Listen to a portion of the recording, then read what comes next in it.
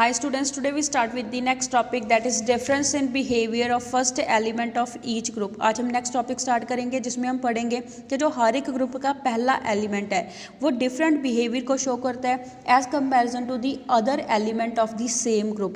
कहता जो first member होता है हर एक ग्रुप का जो पी ब्लॉक को बिलोंग करते हैं वो डिफरेंट होता है काफ़ी मैनर्स में बाकी के मेंबर के कंपैरेटिवली, जिनको हम कोगनस बोलते हैं, जो उनके रिस्पेक्टिव ग्रुप के अंदर प्रेजेंट होते हैं। फॉर एग्जाम्पल कहता जो बोरोन है ये ग्रुप 13 का पहला एलिमेंट है, तो कहता जो बोरोन है ये डिफरेंट बिहेवियर को शो करेगा as comparison to the other members of the group 13।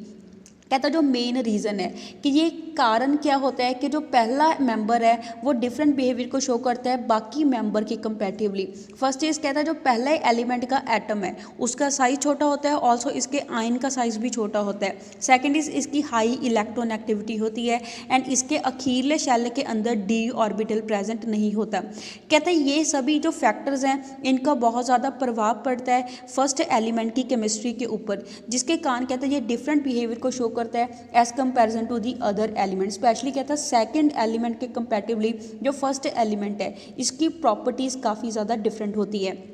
जैसे हम एग्जांपल गिवन दे रखी है, फर्स्ट इज कोवलेंस अप टू 4। कहते हैं जो फर्स्ट मेंबर होता है हर एक ग्रुप का जो किसको बिलोंग करता है, सेकंड पीरियड एलिमेंट को बिलोंग करता है। कहता है इसमें सिर्फ 4 ही वैलेंस ऑर्बिटल प्रेजेंट होते हैं। वो 4 वैलेंस ऑर्बिटल कौन से होते हैं, एक 2s वाला ऑर्बिटल होता है एंड 3 2p वाले ऑर्बिटल्स होते हैं। That is 2px 2py 2pz, ये वाले 3 2p ऑर्बिटल प्रेजेंट होते हैं जो केमिकल कॉम्बिनेशन में पार्टिसिपेट करते हैं।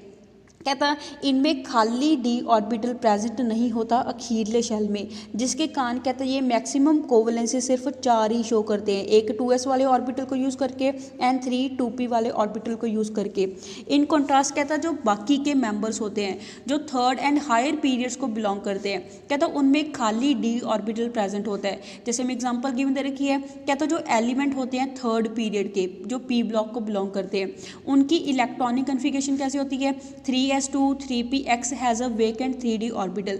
कहता उनमें 3s एंड 3p के साथ साथ 3d ऑर्बिटल भी प्रेजेंट होता है जो 3p and 4s energy level के बीच में लाई करते हैं। देयरफॉर कहता है ये आसानी से अपने ऑक्टेट को एक्सपैंड कर लेते हैं, फैला लेते हैं एंड ये 4 से ज़्यादा कोवलेंसी को शो करते हैं। जैसे हमें यहाँ पे एग्जांपल गिवन दे रखी है, दैट इज कहता है जो बोरोन एंड जो अल्मीनियम है ये दोनों ग्रुप 13 को बिलोंग करते हैं। बट कहता है जो बोरोन है ये सिर्फ BF4 नेगेटिव आयन का कम्प्लेक्स बनाएगा जिसमें जो कोऑर्डिनेशन नंबर है बोरोन का वो 4 होता है, जबकि कहता है जो अल्मीनियम है ये AlF6 नेगेटिव कम्प्लेक्स बनाता है जिसमें जो कोऑर्डिनेशन नंबर है इसका क्या होता है 6 होता है। दैट मीन्स इसने अपने ऑक्टेट को एक्सपेंड कर लिया है। ऐसे कहता है जो कार्बन है एंड जो बाकी के मेंबर्स होते हैं ग्रुप 14 के, कार्बन ग्रुप 14 का पहला एलिमेंट है, जिसके कारण कहता है जो कार्बन है ये सिर्फ टेट्रा हैलाइड बनाता है जिसका फार्मूला CX4 होता है।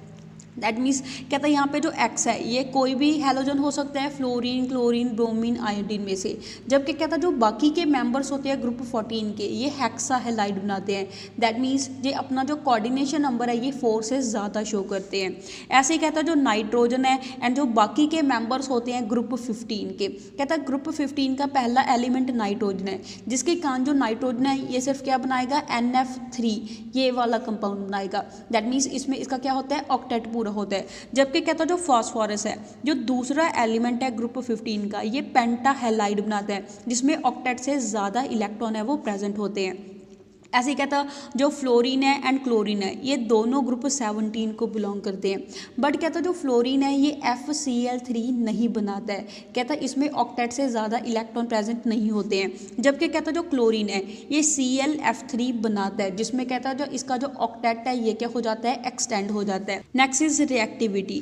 कहता है D ऑर्बिटल प्रेजेंट होने के कारण जो एलिमेंट थर्ड पीरियड को बिलोंग करते हैं इनकी रिएक्टिविटी ज़्यादा होती है as comparison to the element of second period. कहता उनके अंदर D ऑर्बिटल प्रेजेंट नहीं होता है। जैसे मैं यहाँ पे एग्जांपल गिवन दे रखी है, कहता जो टेट्रा हैलाइड होते हैं कार्बन के ये आसानी से हाइड्रोलाइज नहीं होते हैं पानी के साथ, जबकि कहता जो टेट्रा हैलाइड होते हैं बाकी के एलिमेंट के जो ग्रुप 14 को बिलोंग करते हैं ये बड़ी फास्टली हाइड्रोलाइज हो जाते हैं। कहता जो हाइड्रोलिसिस है इसमें क्या होता है न्यूक्लियोफिलिक अटैक होता है वाटर मॉलिक्यूल्स का। Next is tendency to form multiple bond, because कहता है जो कंबाइंड इफेक्ट होता है स्मॉल साइज का and availability of d orbital का, जिसके कारण कहता है जो पहला मेंबर होता है हर एक ग्रुप का, इसके अंदर ज़्यादा टेंडेंसी होती है पी पाई मल्टीपल बॉन्ड बनाने की। कहता है ये अपने आप के साथ भी पी पाई मल्टीपल बॉन्ड बना सकता है या अपने अलावा किसी और एलिमेंट के एटम के साथ भी मल्टीपल बॉन्डिंग को शो कर देता है। जैसे हमें यहाँ पे एग्जाम्पल की दे रखी है, दैट इज कहता है जो कार्बन एंड कार्बन है इन दोनों के बीच में डबल बॉन्ड भी बनता है, कार्बन एंड कार्बन के बीच में ट्रिपल बॉन्ड भी बनता है, नाइट्रोजन एंड दूसरे नाइट्रोजन के बीच में ट्रिपल बॉन्ड भी बनता है, ऑक्सीजन एंड दूसरे ऑक्सीजन के एटम के बीच में डबल बॉन्ड बनता है। या फिर कहता है ये बाकी के मेंबर्स के साथ जो सेकंड पीरियड ऑफ एलिमेंट को बिलोंग करते हैं उनके साथ भी ये मल्टीपल बॉन्डिंग को शो कर देते हैं। दैट इज कार्बन ऑक्सीजन के साथ डबल बॉन्ड बनाता है, कार्बन नाइट्रोजन के साथ ट्रिपल बॉन्ड बनाता है, नाइट्रोजन ऑक्सीजन के साथ डबल बॉन्ड बनाता है। कहता है जो बाकी के मेंबर्स होते हैं ग्रुप के, इनके अंदर ज़्यादा टेंडेंसी नहीं होती है पाई बॉन्डिंग को शो करने की। कहता है जो हैवियर एलिमेंट होते हैं ये पाई बॉन्डिंग को शो नहीं करते, बट कहता है इसके अंदर क्या होता है डी ऑर्बिटल इन्वॉल्व होता है, जिसके कारण ये करेंगे डी पाई पी पाई बॉन्डिंग करेंगे या फिर डी पाई बॉन्डिंग को शो करते हैं। जैसे हमें एग्जांपल गिवन दे रखी है, कहता जो बॉन्ड्स बनते हैं सल्फर एंड ऑक्सीजन के बीच में इन ऑक्साइड्स ऑफ सल्फर, जैसे सल्फर के ऑक्साइड कौन से है, सल्फर डाइऑक्साइड, सल्फर ट्राइऑक्साइड। कहता है ये ज़्यादा छोटे होते हैं as might be expected for a single bond, single bond के कंपेरेटिवली ये जो बॉन्ड बनता है इनके ऑक्साइड के बीच में सल्फर एंड ऑक्सीजन में ये ज़्यादा छोटा होता है। कहता है in these molecule, in molecule के अंदर क्या होता है, एडिशन होती है नॉर्मल सिग्मा बॉन्ड के अंदर। कहता है जो पाई बॉन्ड है ये भी बनेगा, ये कैसे बनता है, साइड वाइज ओवरलैपिंग से बनता है। जबकि कहता जो फिल्ड 2p ऑर्बिटल है ऑक्सीजन का, ये ओवरलैपिंग को शो करेगा 3d orbital of sulphur atom के साथ। कहता है इन दोनों के बीच में साइड वाइज ओवरलैपिंग होती है जो हमें यहाँ पे शो कर रखी है। दैट इज कहता सल्फर का खाली डी ऑर्बिटल एंड ऑक्सीजन का फिल्ड 2p ऑर्बिटल, ये दोनों आपस में साइड वाइज ओवरलैपिंग करके डी पाई पी पाई बॉन्ड बनाते हैं, जिसको हम क्या बोलते हैं, पी पाई डी पाई बॉन्ड बोलते हैं। एंड एज रिजल्ट कहता है ये दोनों एटम आपस में नज़दीक आ जाएंगे एंड इसकी जो बॉन्ड लेंथ है सल्फर एंड ऑक्सीजन की ये क्या हो जाएगी, छोटी हो जाएगी। कहता because of the d orbital are of the higher energy. कहता हमें पता है कि डी ऑर्बिटल की एनर्जी हाई होती है as comparison to p orbital के, जिसके कारण कहता यहाँ पे जो स्टेबिलिटी है मॉलिक्यूल की वो नहीं होगी, बिकॉज वहाँ पे इतनी ज़्यादा इफेक्टिव ओवरलैपिंग है वो नहीं हो पाती है।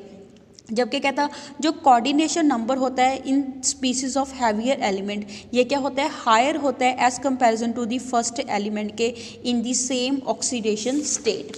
नेक्स्ट हम पढ़ेंगे, कहता जैसे हमें इसकी एग्जांपल गिवन दे रखी है, दैट इज कहता दोनों जो नाइट्रोजन एंड फास्फोरस है ये दोनों ऑक्सो एनायन बनाते हैं, जिसमें इसकी ऑक्सीडेशन स्टेट कितनी होती है, +5 ऑक्सीडेशन स्टेट होती है। जैसे NO3 नेगेटिव, जिसमें कहता क्या होता है, 3 कोऑर्डिनेशन होती है with the pi bonding using 1p orbital of nitrogen.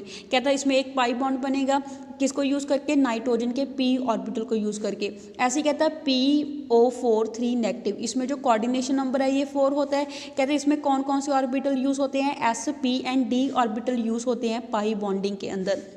कहता जो फर्स्ट मेंबर होता है ग्रुप 13 का, दैट इज बोरोन, ये डायगोनल रिलेशनशिप को शो करता है ग्रुप 14 के सिलिकॉन के साथ। Next is group 13 elements, group 13 elements को हम बोरोन फैमिली बोलते हैं, बिकॉज ग्रुप 13 का पहला मेंबर कौन सा है, बोरोन पहला मेंबर है, जिसके कारण इसको हम क्या बोलेंगे, बोरोन फैमिली बोलेंगे। कहता जो ग्रुप 13 है प्रोडिक टेबल का, इसके अंदर कौन कौन से एलिमेंट्स आते हैं, boron, aluminium, gallium, indium and thallium, ये सभी ग्रुप 13 को बिलोंग करते हैं।